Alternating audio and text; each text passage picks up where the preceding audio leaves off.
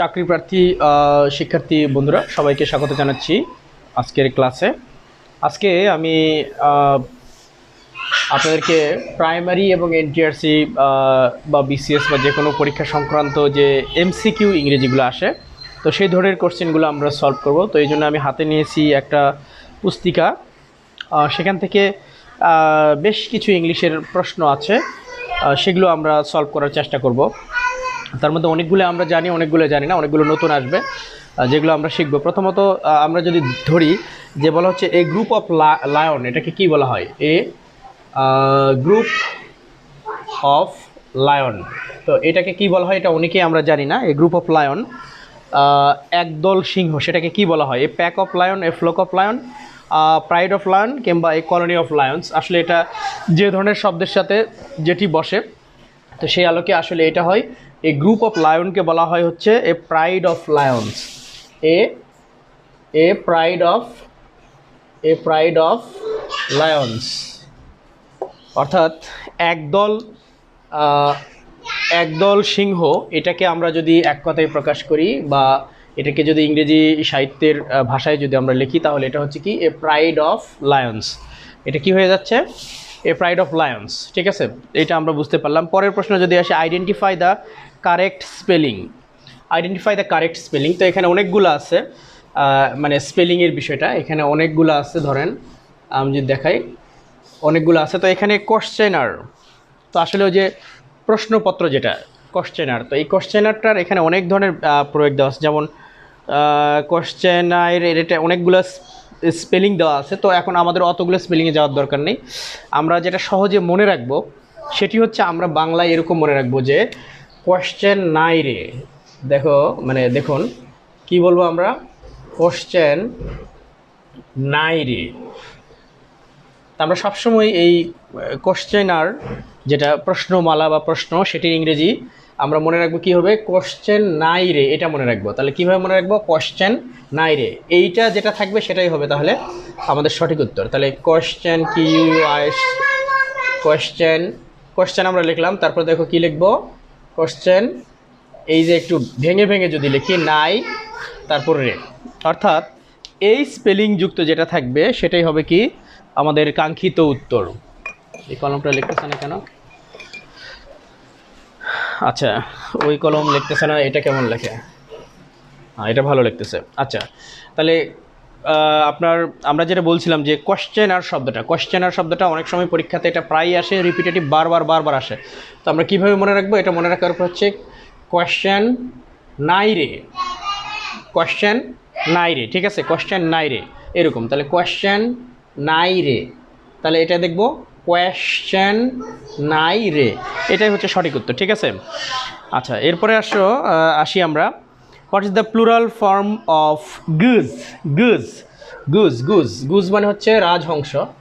আমরা অনেকেই জানি গুজ মানে কি? রাজহংস।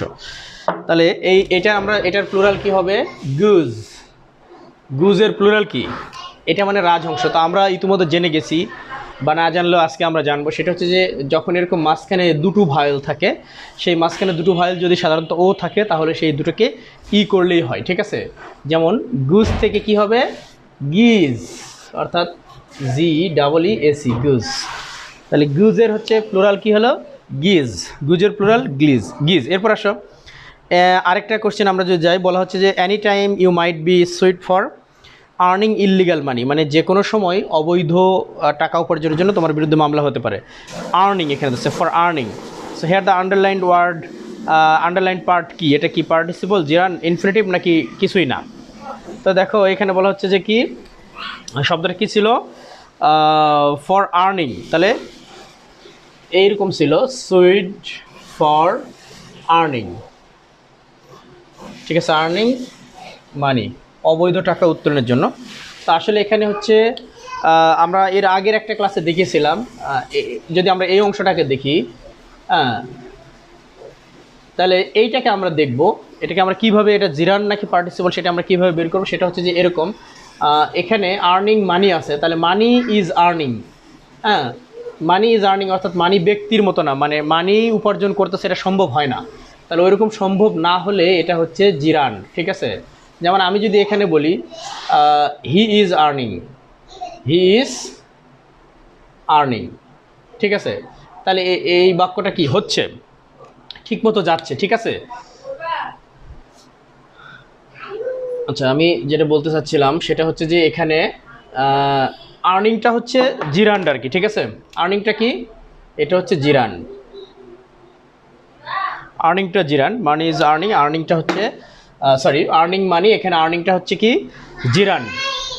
আচ্ছা, পরের কোশ্চেনে যাই যদি আমরা, যদি এটা আমাদের আমি একটু মনে হচ্ছে তোমরা বিভ্রান্ত হয়ে গেলা। এরপরে দেখো he was thought to be, he was thought to be dash, তাহলে he was thought to be ওখানে দেওয়া আছে, তাহলে he was thought to be dash man, honest man. তো যাই হোক, আমরা এখানে অনেস্ট দেওয়া আছে, তো অনেস্ট ম্যান বোঝা যাচ্ছে he was thought to be honest man, তাহলে এ দা অ্যান বা নান কি হবে, তো বোঝা যাচ্ছে এটার উচ্চারণ হচ্ছে অনেস্ট, অর মতো হচ্ছে ভাওয়েল, তাহলে অর মতো হলে আমরা কি দিব, অ্যান দিব, ঠিক আছে, ভাওয়েলের মতো উচ্চারণ হলে অ্যান দিব, তাহলে বোঝা গেল এটা অ্যান। এর পরেরটা যদি আসে he is one of the best players in the team. আচ্ছা, he is one of the best players in the team, এটাকে কিভাবে কোন সেন্টেন্সে আমরা চেঞ্জ করতে পারি, তাহলে কি আছে, he is one of the best player, দেখো আমি যদি একটু দেখাই, হি is one of the best players, ঠিক আছে, he is one of the best players in the team, in the team. তো এখানে আমরা যদি খেয়াল করি, এখানে চারটা অপশন দেওয়া আছে, যেমন no other player is as good as he, বা very few player is as good as he, very few players is as good as he, very few players are as good as he. তার মানে এখানে no other দিয়ে একটা আছে এবং very few দিয়ে তিনটা আছে। তো আমরা একটু খেয়াল করি, যদি ওয়ান অফ দ্য থাকে কোনো সেন্টেন্সে, ওয়ান অফ দ্য থাকলে ওইটাতে যদি positive superlative one of the থাকে, তাহলে আমরা পজিটিভ করার সময় ভেরি ফিউ নেব।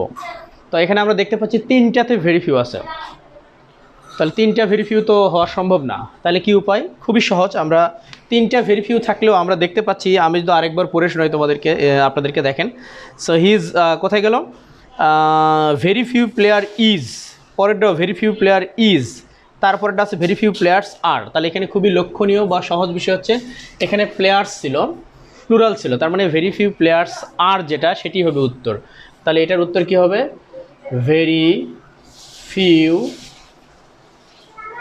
Players are as good as he. অর্থাৎ সহজ কথাই হচ্ছে very few, one of the থাকলে ভেরি ফিউ বসবে এবং ভেরি ফিউর পরে সবসময় কি বসবে, প্লুরাল বসবে। এখানে আমরা দেখুন আমরা কিন্তু প্লুরাল ব্যবহার করছি, ভেরি ফিউ প্লেয়ার্স প্লুরাল, ঠিক আছে।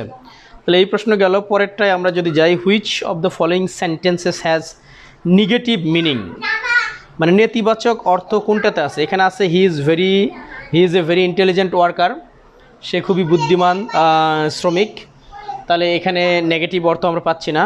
তারপর আছে he is a good person, এখানেও নেগেটিভ পাচ্ছি না। He is addicted to bad company, সে খারাপ সঙ্গীর সাথে যুক্ত, এখানেও নেগেটিভ পাচ্ছি না। আরেকটা আছে he is too clear to be trusted, কি আছে, he is too clever to be trusted.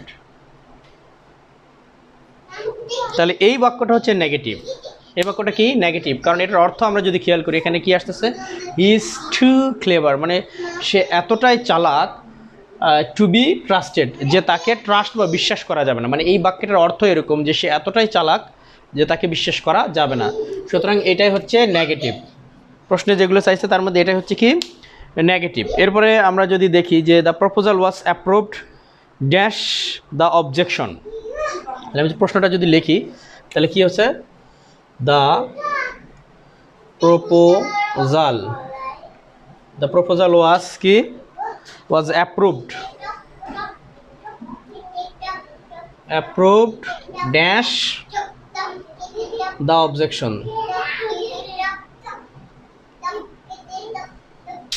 আচ্ছা, এখন অবজেকশন মানে কি, বাধা, মানে আপত্তি, তাহলে দ্য প্রপোজাল ওয়াজ অ্যাপ্রুভ মানে প্রস্তাবটা অনুমোদন করা হয়েছিল ড্যাশ দ্য অবজেকশন মানে বাধা সত্ত্বেও। তাহলে সত্ত্বেও ইংলিশ আমরা এখানে কি দিব, এখানে আছে in spite of, in spite, despite of, despite.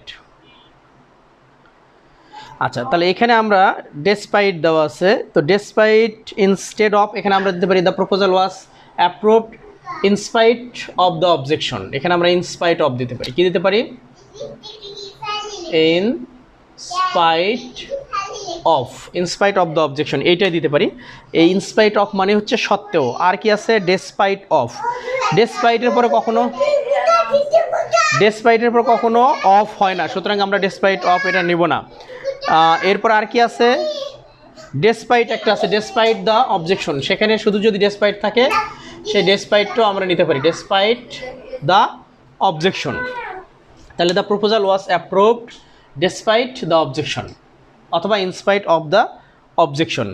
আরেকটা আছে ইনস্পাইট, ওটা হবে না, হয় আমরা দিব কি ইনস্পাইট অফ কিংবা ডেসপাইট, দুটো মানেই সত্ত্বেও। তাহলে এখানে আমরা দিতে পারি ডেসপাইট কিংবা ইনস্পাইট অফ দ্য অবজেকশন। এই অংশটা গেল, বাকি অংশে আমরা যাই, পরের অংশে।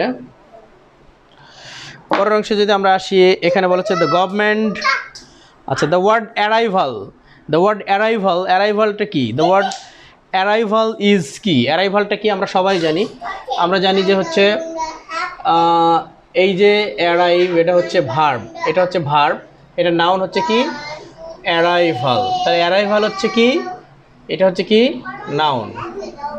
তাহলে অ্যারাইভালের কি চাইছে, বলছে দ্য ওয়ার্ড অ্যারাইভাল কি, অ্যারাইভালটা হচ্ছে নাউন, এর মূল ভার্ব হচ্ছে অ্যারাইভ এবং অ্যাডজেক্টিভ হচ্ছে অ্যারাইভড। আচ্ছা এরপর আমরা পরের প্রশ্ন যদি দেখি, the word bicameral, bicameral কিসের সাথে সম্পৃক্ত, শব্দটা কি বলছে, বাই ক্যামেরাল, বাই ক্যামেরাল এটা কিসের সাথে সম্পর্কযুক্ত, এই শব্দটা অনেকের কাছে নতুন, আমার কাছেও নতুন মনে হচ্ছে। সো বাই ক্যামেরাল এখানে অপশন দিয়েছে হচ্ছে সায়েন্স, বিজ্ঞান, পলিটিক্স, রাজনীতি, টেকনোলজি, প্রযুক্তি এবং দিয়েছে ফিশারি বা মৎস্য বিজ্ঞান। তো আসলে বাই ক্যামেরাল মানে হচ্ছে দ্বিকক্ষ বিশিষ্ট বা দুই ভাগ বিশিষ্ট, এটা কীরকম, দ্বিকক্ষ বিশিষ্ট বা দুই ভাগ বিশিষ্ট। তাহলে দ্বিকক্ষ বিশিষ্ট কি হয়, আইনসভা হয়, তার মানে এটা রাজনীতির সাথে সম্পর্কযুক্ত অর্থাৎ পলিটিক্স।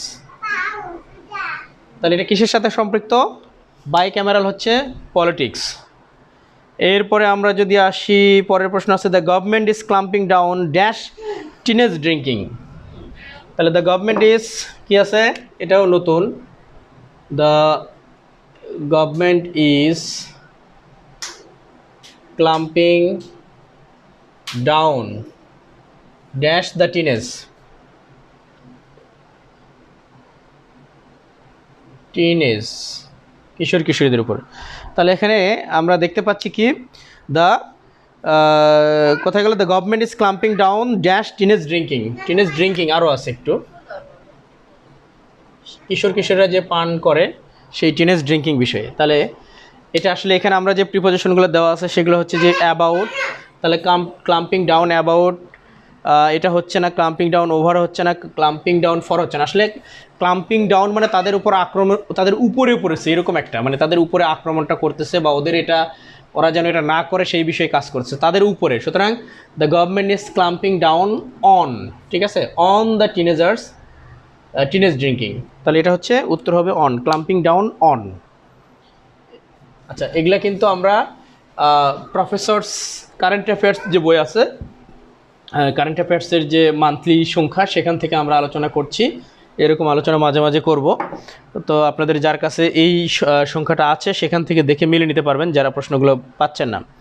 এরপরে পরের প্রশ্ন হচ্ছে ফর প্রিভেইলিং পলিটিক্যাল ইনস্টেবিলিটি, মানে বিরাজমান রাজনৈতিক অস্থিরতার কারণে people are now ব্রাউন্ড, people are নাও কি আছে, পুরো বাক্য লিখলাম না, পিপল আর নাও ব্রাউন্ড, এই ব্রাউন শব্দটাও আমাদের প্রয়োগের দিক দিয়ে নতুন বলা চলে। তাহলে আসলে এখানে এরপরে প্রিপোজিশন দেওয়া আছে, ব্রাউন্ডের পরে দেওয়া আছে অফ, অ্যাট, ইন, ওভার, তো আসলে এখানে ব্রাউন অফ হবে, কারণ এই পুরোটা একটা গ্রুপ ভার্ব। এই ব্রাউন অফ মানে হচ্ছে বিরক্ত, ব্রাউন অফ মানে কি বিরক্ত। তাহলে the government is clamping down, ওটা ওটা তো আগের প্রশ্ন গেল, sorry. For prevailing political instability people are now brown off, রাজনৈতিক অস্থিরতার কারণে মানুষ আসলে এখন বিরক্ত হয়ে গেছে। এরপরে আমরা আসি প্যাসিভ করতে বলছে, correct passive form of we should not look down upon the poor. এখানে অনেকগুলো অপশন আছে, আমি সহজেই লিখে বুঝে দিচ্ছি, খুবই সহজ। প্যাসিভ করবো আমরা, বাক্যটা কি? We should not look down upon the poor, এটাই তো, we should not look down upon the poor. হ্যাঁ, তার মানে এর মানে হচ্ছে, আমরা অনেকে এই বাক্যটাই বুঝি না, আমরা এটা তো বুঝছি উই শুড নট মানে আমাদের উচিত নয়, লুক মানে তাকানো, কিন্তু এখানে লুক মানে তাকানো বললে হবে না, এটা আসলে লুক ডাউন আপন, এই পুরোটা মিলে একটা অর্থ। এই পুরোটা আমরা এটাকে একটা ফ্রেজের মতো বা একটা গ্রুপ ভার্ব ধরে নিই, এই পুরোটা লুক ডাউন আপন, তারপর দ্য পুয়ার হচ্ছে অবজেক্ট। তাহলে লুক ডাউন আপন মানে হচ্ছে ঘৃণা করা, এটা মানে কি? ঘৃণা করা। এখন আমরা অনেকে এটার মিনিং জানি না, এটার মিনিং না জানার কারণে আমরা কিন্তু অনেকে পারি না। আসলে we should not look down upon the poor, আমাদের আসলে গরিবদেরকে দেখে তাদেরকে ঘৃণা করা উচিত নয়। তাহলে আমরা যদি প্যাসিভ করি, আমরা প্যাসিভ করার নিয়ম কি জানি, যে প্রথমত যে অবজেক্ট থাকে সেটাকে আমরা সাবজেক্ট করব, এবং সাবজেক্ট যেটা সেটাকে অবজেক্ট করব, তারপরে যে ভার্ব থাকে সেই ভার্বের পাস্ট পার্টিসিপল করব, এবং তার আগে আমরা হেল্পিং ভার্ব দেব। তো এখানে হেল্পিং ভার্ব হিসেবে মোডাল অক্সিলারি শুড আছে। তো বলে রাখি যে মোডাল অক্সিলারি হিসেবে যদি শ্যাল, শুড, ক্যান, কুড, মে, মাইট থাকে, তাহলে প্যাসিভ করার সময় সেগুলোর পরে বি বসবে, আর যেহেতু নট আছে, নটটা আমরা রাখবো। তাহলে আমরা খুবই সহজে আমরা করি। প্রথমত অবজেক্ট সাবজেক্ট হবে, তাহলে অবজেক্ট কী ছিল? The poor. তাহলে আমরা প্রথমে দ্য পুয়ার নেই, দ্য পুয়ার। তারপর আমরা কি বলছি যে হেল্পিং ভার্ব নেব, যেখানে মোডাল অক্সিলারি আছে সেটা নেব, দ্য পুয়ার শুড, শুড এখানে নট আছে, নেগেটিভটাও আমরা নিব, শুড নট। তারপর আমরা বলেছি যে শ্যাল, শুড, ক্যান, কুড, মে, মাইট থাকলে তারপর আমরা কি নিব? বি নিব প্যাসিভ করার সময়। তাহলে the poor should not be. এখন আমরা এইটা যে এই গ্রুপ ভার্ব লুক ডাউন আপন পুরোটাই গ্রুপ ভার্ব, তো এই পুরোটাই তো আর হচ্ছে আপনার পাস্ট পার্টিসিপল করা যাবে না। তো এখন এখানে দেখা যায় আপন, এটা তো মানে মূল ভার্ব নয়, ডাউনও মূল ভার্ব নয়, আসলে মূল ভার্বটা হয় এই লুক। তাহলে যেটা হচ্ছে মূল ভার্ব সেটার আমরা পাস্ট পার্টিসিপল বা ভিত্তি করবো। তাহলে উই শুড নট বি হচ্ছে looked, sorry, the poor should not be looked, ED, looked down upon, ঠিক আছে, বাই আস আমরা দিতে পারি। মানে যে সাবজেক্টটা ছিল উই, সেটার আগে আমরা বাই দিয়ে কী করলাম?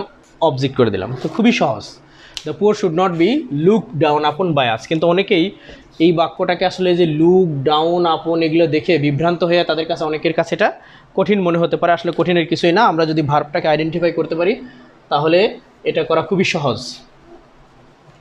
আসলে ভয়েস সবসময়ই সহজ, এটা কখনোই কঠিন ছিল না, তারপর অনেকের কাছে কঠিন লেগে যায়। এরপরে আমরা যদি পরের পৃষ্ঠায় যাই, সেখানে পরের পৃষ্ঠায় কী প্রশ্ন আছে আমরা সেটা একটু দেখার চেষ্টা করি। পরের পৃষ্ঠায় আছে দ্য টিচার, মানে teacher said to me may God bless you. এটা কি করা লাগবে বলা নাই, কিন্তু বলা না থাকলেও আমরা অপশন দেখে বুঝতেছি এটা হচ্ছে ডিরেক্ট থেকে ইনডিরেক্ট করা লাগবে, বোঝাই যাচ্ছে। তাহলে কি, the teacher said to me লেখা আছে, কী লেখা আছে? টিচার সেইড টু মি, কী লেখা আছে? May God bless you. তাহলে মে গড ব্লেস ইউ, খুবই সোজা। আচ্ছা, তাহলে এই বাক্য দেখে আমরা বুঝতেছি এটা হচ্ছে কি, এটা একটা অপটেটিভ সেন্টেন্স। অপটেটিভ সেন্টেন্স মানে যেটা দ্বারা আসলে আশীর্বাদ বা দোয়া এই জাতীয় ধরনের কিছু বোঝায়। তাহলে the teacher said to me, শিক্ষক আমাকে বললো কি, মে গড ব্লেস ইউ, ঈশ্বর তোমায় আশীর্বাদ করুন। তাহলে এটাকে আমরা অপটেটিভ সেন্টেন্সে আমরা সেইড টু যে রিপোর্টিং ভার্ব আছে সেটাকে আমরা কি করি সবসময়? উইশড বা প্রেড করি। তাহলে আমরা টিচার লিখলাম, টিচার লেখার পরে টিচার সেইড টু মি ছিল, তাহলে সেইড টুটাকে আমরা উইশড বা প্রেড লিখলাম, প্রেড বা উইশড যে কোনো একটা লেখা যায়। তাহলে উইশড বা প্রেড, তারপরে যে মি ছিল সেই মিটা আমরা লিখলাম। তাহলে টিচার উইশড বা প্রেড মি, ঠিক আছে, এই অবজেক্ট না দিলেও হয়, এটা ব্র্যাকেটে দিলাম। তাহলে উইশড অর প্রেড মি বা প্রেড দ্যাট, অর্থাৎ এই মি যে অবজেক্ট আছে অপটেটিভ সেন্টেন্সে, অবজেক্টটা অনেক সময় মানে বেশিরভাগ সময় না দিলে হয়, দুই একটা সেন্টেন্স আমরা যদি দেখি যে ওইটা না দিলে অর্থটা ক্লিয়ার আসতেছে না, সেক্ষেত্রে দেবো, আদারওয়াইজ এটা লাগে না। তাহলে the teacher wished or prayed that, এখন এইখানে হচ্ছে আমাদের খেলটা দেখাতে হবে। এইখানে মূলত এটা অপটেটিভ আছে, কিন্তু আমরা যখন এইটাকে ইনডিরেক্ট করব তখন কিন্তু এটা অপটেটিভ থাকবে না, সেটি হয়ে যাবে কি অ্যাসার্টিভ সেন্টেন্স। আর অ্যাসার্টিভ সেন্টেন্সের নিয়ম কি, প্রথমত সাবজেক্ট বসবে, তাহলে ইউটা সাবজেক্ট, তাহলে আমরা কি ইউ লিখবো না, এখানে আবার নিয়ম আছে, এখানে যদি রিপোর্টেড স্পিচের ভিতরে সেকেন্ড পারসন থাকে, ইউটা সেকেন্ড পারসন, তাহলে এই যে রিপোর্টিং ভার্বের যে অবজেক্ট, সেই অবজেক্ট অনুযায়ী চেঞ্জ হবে। এখানে আবার অবজেক্ট ফার্স্ট পারসন আছে, তাহলে এটা আই হবে। অর্থাৎ টিচার উইশড বা প্রেইড মি দ্যাট আই বলতেছি, আসলে এখানে তো সাবজেক্ট হচ্ছে গড, এটা তো আমাকে, মানে আল্লাহ তোমাকে বা ঈশ্বর তোমাকে আশীর্বাদ করুন, তো কাকে, আমাকে, তাহলে কাকে যারা প্রশ্ন করলে যেটা আসে সেটা হচ্ছে অবজেক্ট, তাহলে এটা হচ্ছে অবজেক্ট, আর কে আশীর্বাদ করবে, দোয়া করবে, আল্লাহ, তাহলে আল্লাহটা হচ্ছে সাবজেক্ট। তাহলে এখানে সাবজেক্ট হচ্ছে আল্লাহ, এটা থার্ড পারসন, আর থার্ড পারসন থাকলে কোনো চেঞ্জ করা লাগে না। তাহলে টিচার উইশড বা প্রেইড দ্যাট গডই আমরা লিখলাম, কালি শুকে যাচ্ছে খোলা রেখে রেখে, গড, ঠিক আছে। তারপরে আমরা এই যে মে ছিল, মেয়ের এটার পাস্ট পার্টিসিপল লিখবো। কেন পাস্ট পার্টিসিপল লিখবো, আমরা বলেছি যে রিপোর্টিং ভার্ব যদি পাস্ট টেন্সে থাকে তাহলে রিপোর্টেড স্পিচের ভিতরে টেন্স চেঞ্জ হবে, সেই জন্য এখানে মাইট হলো। তাহলে গড মাইট ব্লেস মি, অর্থাৎ এই যে ইউ অবজেক্ট ছিল সেটা মি হয়ে গেল, ঠিক আছে। খুবই সহজ, এটা বুঝতে পারলে একদম সহজ। এখানে 4টা অপশন দেওয়া আছে, কি কি, teacher wished me that God might bless, teacher prayed so that তো হবেই না, টিচার হচ্ছে teacher prayed that God might bless me, আর হচ্ছে কি টিচার প্রেইড ফর মি, এটা তো হবে না। তাহলে এখানে আমরা দেখতে পাচ্ছি ক এবং খ নেওয়ার মতো, তার মধ্যে খই হবে, ক এবং গর মধ্যে গ হবে, কেননা গতে এই যে মি দেওয়া আছে আর ওই কতে মি দেওয়া নেই, অর্থাৎ অবজেক্ট নাই। সুতরাং এটা বোঝা গেল কত সহজে আমরা এটা করতে পারলাম, ঠিক আছে। আচ্ছা, এখন আমরা পরের প্রশ্ন যাই।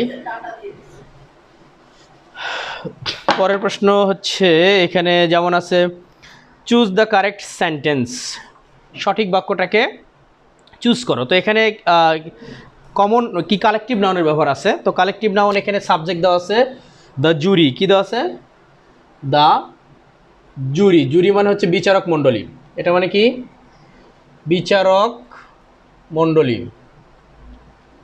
আচ্ছা, এটা মানে হচ্ছে বিচারক মণ্ডলী, তার মানে একের অধিক বিচারক। তো কালেকটিভ নাউন যদি সাবজেক্ট হিসেবে বসে তারপরে ভার্ব হচ্ছে কি হয়, সিঙ্গুলার হয়। তাহলে নিয়ম হচ্ছে কালেকটিভ নাউন এর সাবজেক্ট কি হবে, প্লাস হচ্ছে সাবজেক্ট কি হবে, ব্র্যাকেটের মধ্যে লিখে দিলাম সিঙ্গুলার, ঠিক আছে। তাহলে এখানে আমরা বুঝলাম যে কালেকটিভ নাউনের সাবজেক্ট যদি থাকে, কালেকটিভ নাউন যদি থাকে ওই বাক্যে, কালেকটিভ নাউনের সাবজেক্ট থাকবে, তারপর অবশ্যই হচ্ছে কালেকটিভ নাউনের সাবজেক্টটা সিঙ্গুলার হবে, কালেকটিভ নাউনের পরে সাবজেক্ট, তো ওইটাই কালেকটিভ নাউনই সাবজেক্ট, কিন্তু এরপরে আমরা যেটা বলতে চাচ্ছি আসলে কালেকটিভ নাউন প্লাস এটা আসলে ভার্ব, ঠিক আছে। এটা ভার্ব কি হবে, সিঙ্গুলার হবে। তাহলে কালেকটিভ নাউনটা সাবজেক্ট হিসেবে কাজ করবে এবং কালেকটিভ নাউনের পরে যে ভার্ব থাকবে সেই ভার্বটা সিঙ্গুলার হবে। তাহলে আমরা এখানে অপশন যদি দেখি, এখানে বলা আছে the jury was unanimous in their decision, তাহলে এটা কিছুটা নেওয়া যেতে পারে। এটা কি লেখা আছে একটু দেখা, এখানে পার্থক্য আছে, কি লেখা আছে, the jury was unanimous, MOUS, unanimous মানে হচ্ছে একমত, মানে সর্বজনীনভাবে সবাই একমত, হচ্ছে ইউনানিমাস, কি লেখা আছে, in their decision, DECISION, decision, তাই তো। এটা একটা আছে, আরেকটা আছে একই রকমভাবেই, the jury was unanimous in it's হচ্ছে ডিসিশন। আচ্ছা, তাহলে এখানে একটু পার্থক্য। তাহলে আরও অপশন আছে, সেগুলো আমরা গেলাম না, সেগুলো হবেই না। সেগুলো কী কী ছিল আরও দেখুন, আমি যদি বলি সেটা ছিল the jury was divided in their decision, the jury was unanimous in its decision, আর একটা কি নান অফ দ্য অ্যাবভ। আর প্রথমটা তো বলছি the jury was unanimous in their decision, তাহলে দুইটাতে দেওয়া আছে দেয়ার, কিন্তু একটাতে ইউনানিমাস নাই, যেহেতু মূল শব্দে ইউনানিমাস আছে ওটা থাকা লাগবে। তাহলে খ নম্বরে যেহেতু ইউনানিমাস নাই সেটা এমনি বাদ যাচ্ছে, তাহলে মূলত হওয়ার মতো উত্তর এই দুইটা। তাহলে আমরা বলেছি যে কালেকটিভ নাউনের পরে সাবজেক্ট সিঙ্গুলার, মানে কালেকটিভ নাউন সিঙ্গুলার, তো সিঙ্গুলার হিসেবে বসবে যেহেতু, এই জন্য এরপরে ভার্ব কী হবে, সিঙ্গুলার। তাহলে দুইটাতেই ভার্ব সিঙ্গুলার আছে, এই দুটার যে কোনো একটা হওয়া উচিত ছিল। কিন্তু এই পুরোটা যেহেতু একটা নাউনের মতো কাজ করেছে, এই পুরোটা কি কালেকটিভ নাউন, এদের মধ্যে কোনো ভেদাভেদ নাই, পুরোটা একটা ইউনিট হিসেবে কাজ করছে।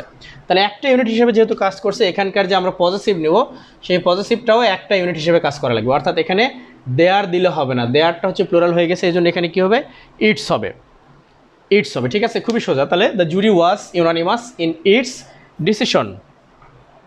আচ্ছা, কালি শুকিয়ে যাচ্ছে মনে হয় বাতাসে। তারপরে আমরা যদি পরের প্রশ্নে যাই, পরের প্রশ্ন হচ্ছে যে ডিড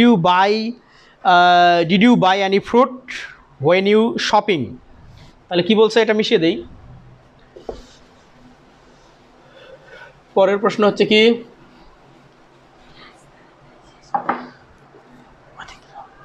ডিড ইউ বাই, কালি কি শেষ হয়ে গেল নাকি, এটা লিখতেইছে না কেন? হ্যাঁ, আচ্ছা, ডিড ইউ বাই, বেশি বড় ভিডিও আমরা করছি না, ছোটো করে দিচ্ছি, এই পৃষ্ঠের মধ্যে শেষ করে দেব। ডিড ইউ বাই, কী বলছে, did you buy any fruit, any fruit, কখন, হোয়েন ইউ, হোয়েন, আচ্ছা when you, sorry when you তো দেওয়া আছে, তাহলে হোয়েন ইউ, এটা ইয়ার, হোয়েন ইউ শপিং, এখানে শপিং দেওয়া আছে। হ্যাঁ, তাহলে কী লেখা আছে, প্রশ্নটা কি, প্রশ্নটা লেখা আছে যে did you buy any fruit, আপনি কি কোনো ফল কিনেছিলেন, হোয়েন ইউ শপিং, তাহলে ইউ, এখানে ইউ শপিং দেওয়া আছে, you go shopping, you gone shopping, you going shopping, you went shopping. তা আসলে ইউ গো, এটা তো পাস্ট টেন্সের ঘটনা, গো হবে না, পাস্ট টেন্সের ঘটনা যেহেতু, সুতরাং গানও হবে না, গোয়িংও হবে না, তাহলে একমাত্র হতে পারে কি, when you went, when you কি ওয়াইন্ট শপিং, বোঝাই যাচ্ছে। আচ্ছা, তাহলে আমরা এই যে আর কয়েকটা আছে, এই কয়েকটা করে আমরা শেষ করে দেবো, বাকিগুলো লিটারেচারের দিকে আমরা যাচ্ছি না, বেশি বড় ভিডিও করবো না। তারপর এখন পরের প্রশ্ন হচ্ছে which word is both a noun and verb, একই সাথে নাউন এবং ভার্ব, কোন শব্দটা নাউন এবং ভার্ব, এখানে যে শব্দগুলো আছে সেগুলো আমি যদি একটু দেখাই, সেগুলো হচ্ছে বিলিভ, BLIE, বিলিভ, তারপর কি আছে ওয়াটার, তারপর কি আছে অ্যাডভাইস, আরেকটা কি মেকার। তো দর্শক আপনারা দেখেই বুঝতে পারছেন যে বিলিভটা ভার্ব, অর্থাৎ বিলিভ ভার্ব মানে ভ যখন উচ্চারণ থাকবে, বিলিভটা ভার্ব, এখানে ভি না থেকে যদি এফ থাকতো, অর্থাৎ BLIEF, বিলিভ থাকলে ওটা নাউন হয়ে যেত, সুতরাং এটা শুধু ভার্বই। আর এখানে আমাদের লাগতেছে কি, নাউনও হতে হবে, ভার্বও একই সাথে। তারপর আমরা যদি মেকার দেখি, এটার মেকার দেখেই বোঝা যাচ্ছে নাউন, ইয়ার আছে। অ্যাডভাইস, এটাও হচ্ছে ভার্ব, এটা নাউন হতো যদি এই এসের জায়গায় অর্থাৎ সি থাকতো, অ্যাডভাইস সি যদি থাকতো তখন এটা নাউন হতো, তাহলে এটাও হচ্ছে না। তার মানে একমাত্র ওয়াটারটা হচ্ছে ভার্ব এবং নাউন দুটাই। কীভাবে, যেমন give me a glass of water, তাহলে এটা ওয়াটারটা নাউন। আবার যদি আমি বলি, হ্যাঁ ওয়াটার মানে পানি, আই ওয়াটার দ্য প্ল্যান্ট, আমি গাছে পানি দেই, তাহলে এখানে আপনারা দেখতে পাচ্ছেন যে ওয়াটারটা আসলে ভার্ব হিসেবে বসছে, অর্থাৎ একমাত্র ওয়াটারই হচ্ছে এমন শব্দ যেটা একই সাথে ভার্ব এবং নাউনের কাজ করেছে। পরের প্রশ্নে যদি যাই আমরা, পরের প্রশ্ন কি আছে আমরা দেখি। পরের প্রশ্ন হচ্ছে চুজ দ্য কারেক্ট স্পেলিং, সঠিক বানান কোনটি। তো এখানে অনেকগুলো দেওয়া আছে, তো এটি আমরা বেশি কিছু যাব না, এই এটা শব্দের সঠিক উচ্চারণটা আগে আপনাদেরকে লিখে দিই। এটা সঠিক উচ্চারণ হচ্ছে রদেভু, এটা মানে হচ্ছে একটা মিটিং প্লেস, এটা মানে কি মিটিং প্লেস, যেখানে সাধারণত আমরা গিয়ে মিটিং করি, আলোচনা করি, বসি বা খাই। তো এটি হচ্ছে রদেভু, এটা সঠিক উচ্চারণ, কিন্তু সঠিক উচ্চারণ রদেভু হলেও ইংলিশে এটার বানানটা অন্যরকম একটু। এখানে যেমন দেওয়া আছে রিনডেসভাস, রনডেসভাস, র্যান্ডেসভাস, আর হচ্ছে কি রেনডেসভাস। তা আসলে রেনডেসভাস যেটা দেওয়া আছে, অর্থাৎ এটা সঠিক হচ্ছে এরকম, রেন হচ্ছে ডেসভাস, VOUS। তাহলে এটা আমরা কীভাবে মনে রাখবো, রেনডেসভাস। হ্যাঁ, তাহলে রদেভু মনে রাখার সহজ উপায় হচ্ছে কি, রেনডেসভাস, এটা মনে রাখবো। র্যান না, এটা আমি এখানে আরেকটা আছে, কিন্তু এটা হচ্ছে রেন, ঠিক আছে, রেন। আরেকটা আছে কি, এই যে এরকম আছে র্যান, সেটা নয়, র্যান হবে না, এটা হচ্ছে রেন, তাহলে এটা কেটে দিলাম। তাহলে আমরা এটা বুঝতে পারবো যে যেটাতে রেন ডেজ ভাস আছে সেটাই হচ্ছে রদেভু। সেটাই কি? রদেভু। রদেভু মানে কি? তাহলে মিটিং প্লেস। তাহলে এইটা একটা গুরুত্বপূর্ণ শব্দ, অনেকেই কিন্তু জানে না, যাক সেটি জানিয়ে দিলাম। এরপরে আমরা পরেরটা আসি, 55 নম্বর কোশ্চেন। সেখানে বলা হচ্ছে পোর্টেবল। কি লেখা আছে? পোর্টেবল। তো পোর্টেবল মানে কি? এখন এই পোর্টেবল দেখার সাথে সাথে আমার কিন্তু মনে হচ্ছে পোর্টেবল পিডিএফ, যেটা আমরা বলি পিডিএফের পোর্টেবল হচ্ছে কি ডিভাইস ফরম্যাট নাকি এরকম, যাই হোক আমার এক্সাক্ট মনে পড়ছে না। তো আসলে এটা পোর্টেবল না, এটা খেয়াল করে দেখুন, এটা কিন্তু পোর্টেবল, মানে আর নেই, পোর্টেবল, পোর্টেবল বা পটেবল এটাও বলতে পারি আমরা, পটেবল। তো এটা পটেবল, এটা কিসের সাথে সম্পৃক্ত? বলছে পটেবল মিন্স ক্যারিয়েবল, এডিবল, ক্যারিবল মানে বহনযোগ্য, এডিবল খাবার যোগ্য, নান, আরেকটা আছে ড্রিঙ্কেবল পান করার যোগ্য। আসলে পোর্টেবল মানে হচ্ছে ড্রিঙ্কেবল। পোর্টেবল কি? ড্রিঙ্কেবল। তাহলে পোর্টেবল আমরা দেখতে পেলাম, পোর্টেবল মানে হচ্ছে ড্রিঙ্কেবল, অর্থাৎ পান করার যোগ্য বা পানীয়। ঠিক আছে, তাহলে পোর্টেবল হচ্ছে ড্রিঙ্কেবল বা পানীয়। এরপরে আমরা আসি পরেরটা প্রশ্ন কি? গভর্নমেন্ট বাই দ্য ওয়েলদি, মানে বড় লোকেরা, বড় বড় সম্পদশালী ব্যক্তিরা যে সরকার পরিচালনা করে সেই সরকারকে কি বলা হয়? এখানে অপশন দেওয়া আছে অলিগার্সি, নিওক্রেসি, মোনার্কি অ্যান্ড প্লুটোক্রেসি। আসলে এটাই হচ্ছে ওয়েলদি পারসন, অর্থাৎ এই গভর্নমেন্ট, ঠিক আছে, গভর্নমেন্ট বাই ওয়েলদি বা সম্পদশালী ব্যক্তি, ওয়েলদি পারসন, এটার নাম হচ্ছে কি? প্লুটোক্রেসি। Plutocracy, CRACY, plutocracy. তাহলে সম্পদশালীদের যে সরকার পরিচালনা বা সম্পদশালীরা যে সরকার পরিচালনা করে সেটি হচ্ছে প্লুটোক্রেসি। এরপরে হচ্ছে cold feet means, cold feet মানে কি?